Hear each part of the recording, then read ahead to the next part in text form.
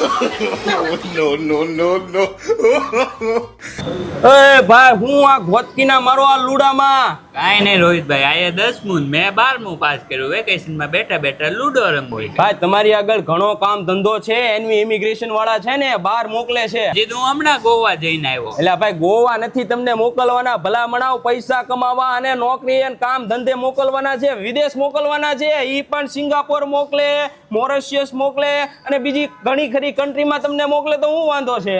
હજી મેં IELTS ની એક્ઝામ નથી આપી. એટલે ભાઈ તમારે નથી ઇન્ટરવ્યુ નું ટેન્શન લેવાનું, નથી IELTS ની એક્ઝામ નું ટેન્શન લેવાનું. ડાયરેક્ટ મોકલી દે તો તમારે શું વાંધો છે? કાંઈ વાંધો નથી. તો કાંઈ વાંધો જવું નથી છે. ને. હાલો હું તમને જો કરાવી દઉં તમારું ભલામણ. લુડા બુડા મૂકો કે નહીં, એક કોઈને કામ ધંધો કરો. જો ભાઈ આ એનવી ઇમિગ્રેશન વાળા છે ને, આ જ લોકો તમને બહાર મોકલવાના છે. બગોદરા વાયા ધંધુકા થઈને પ્લેનમાં વ્યૂ જવાનું તમારે. હાલો મારી હારે અંદર, જો હું તમને બીજું બતાવું. હાલો જલ્દી, નકર રહી જવાના. પેલા વાત કરવી પડે ને તમારે કે હું 10 પાસ છું 12 પાસ છું. જો બુદ્ધિના બામ તમને કેતો પેલા ફાટો અહીંયા જોવો 10 પાસ વાળા તમારો ડોહો અહીંયા વિઝા લેવા આવ્યા. તમને પેલા કેતો આ છે ને ભાઈ 10 પાસ વાળા અહીંયા તમને કામ ધંધે નોકરીએ રાખે ને એની કરતા વિદેશ વિયા જાવ. એલા રોહિતભાઈ પૈસા નથી એનું શું કરવાનું? એટલે પણ તમારે અહીંયા ઇમિગ્રેશન માં પૈસાનું ટેન્શન જ નથી લેવાનું.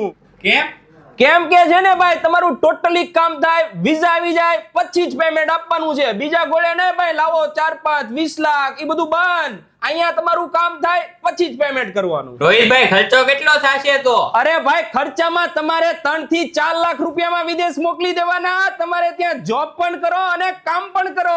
ગામમાં 20-20 લાખ રૂપિયા કે તમે 3-4 લાખ રૂપિયા મોકલો, કઈ ફ્રોડ તો નથી ને? ના મારા ભાઈ ના, બિલકુલ ફ્રોડ નહીં. તમારે ઇમિગ્રેશન માં આવવાનું, ટોટલી વિઝિટ કરવાની. જો તમને એમ લાગે ને ભાઈ ટ્રસ્ટેડ છે તો જ તમારે જવાનું. અને છે ને હું તમારી ખાતરી માટે કહી દઉં, 500 છોકરા અમારા છે ને વિદેશ જોબ કરે છે, સેટલમેન્ટ છે. બીજું તો શું જોવી? કહેતા હોય તો વિડીયો કોલમાં કન્ફર્મેશન અપાઈ દેવી અમે કે ભાઈ આ લોકો ગયેલા છે, અને એના મોઢે જ તમારે સાંભળી લેવાનું કેવું કમાય છે. બોલો બીજું શું જોઈએ છે ભાઈ તમારે? સાહેબ મારું તો પાક્કું જ છે. આવવાનું હોય તારે કેમ કરવાનું? સવાનું કે એકલો વયો જાઓ? અરે મારે આવવાનું જ છે. ઓ ભાઈ આ બેનું તો પાક્કું થઈ ગયું છે. પણ ઓ હીરો, તું 10 પાસ છો 12 પાસ છો તો તારે ક્યારે આવવું છે ભાઈ ઇમિગ્રેશન માં? જલ્દીથી કોન્ટેક્ટ કરી લ્યો. લાઈફ તમારી બેટર બની જવાની.